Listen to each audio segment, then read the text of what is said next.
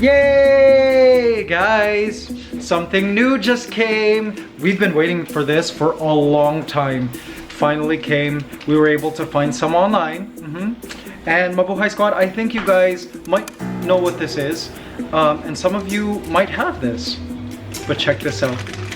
Look at what came to our door just today. Hey guys, welcome to my daily vlogs. Please subscribe. Dentabones. Do you guys know this? Well, growing up in Canada, they were called dentabone. Okay, here they're called dental chews bone. They're basically like chews, chewable, like, I guess, toys or snacks that are good for the dog's teeth and gums. As you know, dogs need to chew things. It's like good for their gums, good for their teeth. And so dentabones, yay, help with that. I've been asking RJ to look online for this. Cypher has already lost a few teeth. ASMR. We've been keeping Cypher's baby teeth that have been coming out. But I have been wanting to give him this for his teeth and gums. Cypher, look at what I have for you. Yes, Denta Chews. Want to try this? This is for you. Yes, you're gonna love this. There we go. Smell it. Cool, right? Here, go ahead, chew it. It's good for your teeth and gums. Good boy. He's sniffing it. He's licking it. And he's ticking it. Now Cypher also has an antler, which he still loves. He chews it almost every night. And he slowly gets into the bone marrow. But the thing with the antler is it's so hard. It's like rock diamond hard. But with this dentabone, Cypher can actually make a dent into it. And it's just more satisfying, I think, for him to chew. Yeah, but it's like hard enough that it really is like, well, kind of like a bone. It's good for his teeth and gums. Massages his gums. Right, Cypher? Yep. You're gonna learn to love this. Good boy. Go, my werewolf, you bone gnawer, my bone gnawing werewolf. He's taken the bone to his car bed, guys. I think he's in love with it. Like, you know, these bones aren't so bad. He likes it. Awesome. Oh, he's so cute chewing his bone. We haven't been giving Cypher bones, which is what you're supposed to do. You're not supposed to give your dog cooked bones. You can apparently give them raw bones, but the problem with raw foods, because we've looked into the raw diet, the barf diet in particular, is that you risk salmonella, E. coli, all of that, especially if you don't get from a trusted source, like if you just buy it from the supermarket. So we've been reluctant to convert him to a raw diet. We've just been cooking him meat, but have not been giving him bones, because cooked bones can cause splinters in his digestive tract, and he could potentially need surgery if that were to happen. But hey, I guess we found a safer alternative, right? And his pellet diet, which is here, it's called Origin, and in the ingredients it has all kinds of ground up healthy bones. So I know Cypher is getting the nutrients that he needs a dog would normally get from raw bones. So yeah, but look, his instincts are kicking in now. He's like, I know I love this. I've never done this before, but I know I'm supposed to be doing this. You chew that bone. Oh my gosh, Mabuhay Squad. I am like having crazy goosebumps right now. Just got a message from the vet of Ligaya, our African Great Parrot. So just as a backgrounder, before I tell you this news, we noticed earlier this year, particularly when this pandemic hit, that Ligaya started to lose a lot of weight. She wouldn't eat. She was starting to like waste away. So we took her to the vet, and it was determined that she had a very swollen or dilated proventriculum, which is an organ underneath the crop, and the condition is called PDD, proventricular dilation disease. So we were like, what is this? So it turns out it's this condition where the nerves surrounding that organ, digestive tract, aren't functioning well, and so it causes that organ to be dilated, and as a result the bird isn't able to absorb all the nutrients from her food. So she was displaying some weird symptoms before we discovered this. She was destroying her feathers, her poo contained undigested parts, right? And she was losing weight. Even at one point, like when it got really bad, she wasn't singing anymore, which is why we took her to the vet. Now, one of the most well-known causes of PDD is called Bornavirus,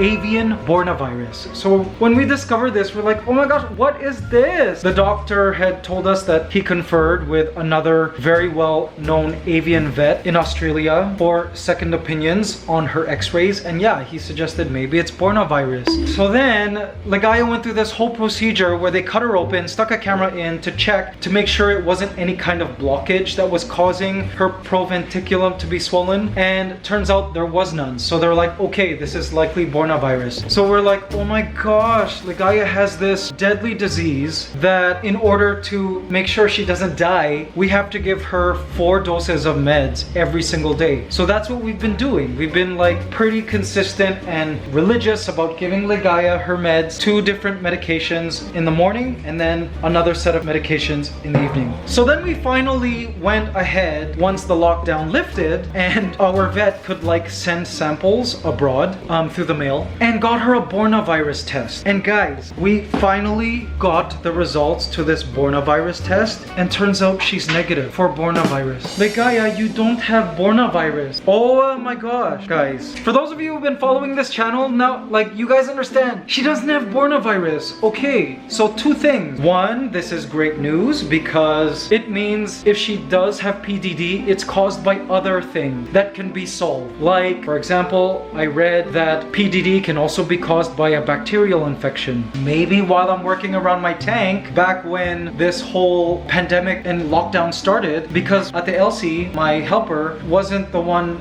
doing tank maintenance. I had to do tank maintenance, right? So I'm sticking my hands in this like bacteria-filled water, washing my hands, but maybe some of the bacteria still is on my hands. And while I'm also like the one petting Ligaya and doing her food and all of that, maybe she ingests some of this bacteria, and that's what caused the PDD. I also read that certain metal poisonings can cause PDD. Maybe there's something in here that is made of metal that she's ingesting that has caused her PDD flare-up. Wow, and this also means that for one thing, we can get other parrots in the future, parrots that can be her friend, because she doesn't have this Bornavirus, which is likely passed from mother to egg and all of this. Some say it might be contagious from bird to bird, but it's considered controversial right now because new studies are showing that it's passed likely from mother to chick. But oh my gosh, this opens a whole new can of worms now. But guys, it's kind of good news. I would say this is good news. Maybe your PDD is being caused by something environmental and not viral. We can get you another friend. Maybe you don't even need meds right now. Okay, this is great news, the guys. I'm so happy. So now we're just talking with the vet now as to what the next steps will be. Like, are these environmental factors that can be eliminated that can like bring Ligaya back to normal? Because this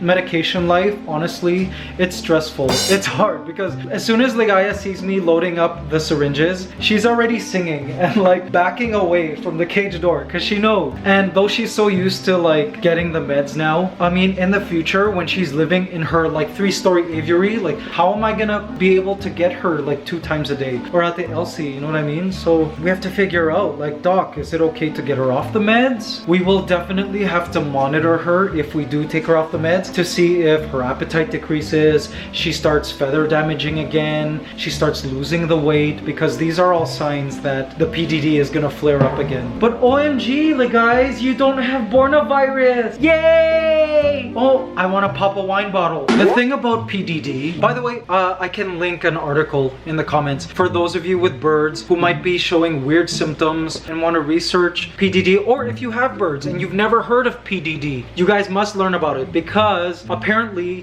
as big as 70% of captive parrots tend to have Bornavirus, and like some of them are not symptomatic. So it's good to know, and a lot of people ever since we've been on this PDD journey with Ligaya have reached out to us saying, OMG, my macaw or my African gray or my cockatoo also has PDD. What should I do? You guys should read that link. I'm gonna put it in the comments. It's a really great link on up-to-date information on Bornavirus and avian PDD. Really helpful in case your birds start to display PDD symptoms, because a lot of birds have it apparently. OMG, okay, this is like great news. We can get future birds for the aviary. Yay, guys, this is great. I hope hope we can get her off the med. I mean, if we must keep her on the meds for whatever reason, then we will. But oh, this is the greatest news. I do feel like, okay, you know how when you get a pet, you do the research phase, right? I've been doing like a whole year, or even before, like when I was still living in Canada, I had researched African Greys, but I had never come across PDD as one of the things that parrot owners should know. But it really is something parrot owners should know and be aware of, that, you know, the bird you're buying might have Bornavirus. So anyways, all of you bird owners, hope you guys know your PDD information, and yay! Yay, Ligaya doesn't have Bornavirus! Woohoo! She's like, why are you shouting, Dad? Guys, this is awesome. Very good. And this is also great news because back when she was having the severe PDD spells, she was wasting away. So like her muscle mass decreased, especially around her breast area. And then she had that surgery, right? Like an endoscopy where they stuck a camera into her stomach. So that affected her wing muscles, which caused her difficulty in flying. But now that I know that she doesn't have Bornavirus and that we can nip this PDD in the butt by like eliminating and changing things in her environment, like maybe really making sure I don't touch her on the day I do tank maintenance, things like that, my dreams of free flying Ligaya are suddenly like back on the table. Ligaya, I can still free fly you. We can recover you. Oh my gosh, this is like total dream. And when I say free fly, I mean free flying her down the hallway, free flying her from one end of our home to the other, because it'll be a lot more space for her to fly. Free flying her outside into the open one day. Oh, this is great. Faye, are you happy about the news? Of course. Yay! The guys, we can get you a friend. No Bornavirus. No Bornavirus.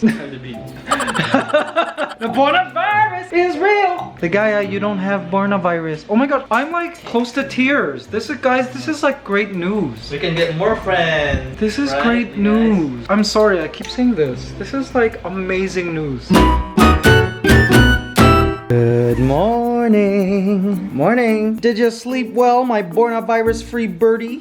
Ooh, it's a rainy morning on this rainy Wednesday, but that's okay because the plants and trees need to drink. Yes. And when it rains, it means farmers are celebrating. You know what I'm saying? Good morning, Mabuhay Squad. I'm still like in shock about Ligaya not having Bornavirus. Like, this was something I accepted as truth for months. You know what I mean? Anyways, so today, according to Doc Nielsen, her veterinarian's advice, we're going to stop medication now and just monitor how she is. I'm a little nervous because the last time we tried not giving her meds for like a few days, she was not doing well. But then again, that could have been other reasons like diet, or maybe she was still kind of not recovered from her surgery. Who knows? But we will try not medicating her today, tomorrow, the next day, for as long as she continues to seem to do well, like she's doing now, begging for breakfast.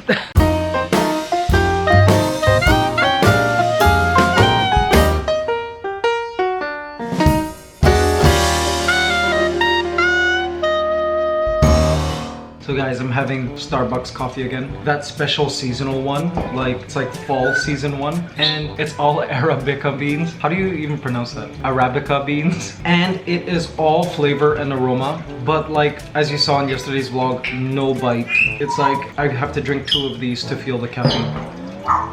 Oh, but it's so flavorful, like flavorful and aromatic.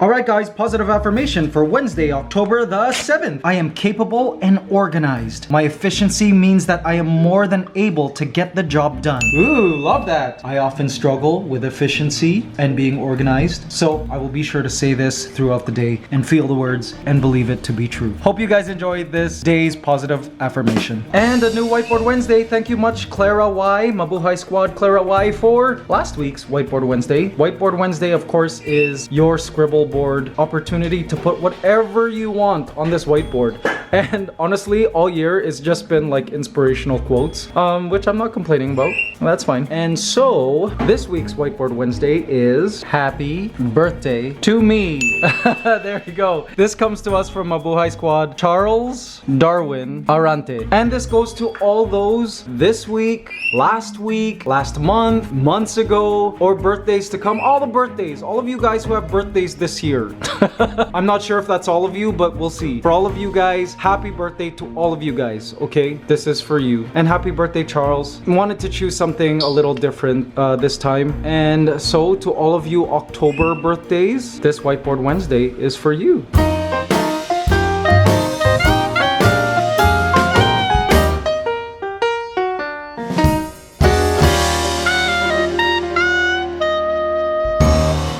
Alright guys, so little cipher here. Yes, good morning, Sipes. We'll be going someplace special tomorrow, and he will have a special procedure done on him for the very first time. And Mabuhay Squad, can't wait to share it with you guys, because tomorrow our little cipher here is going to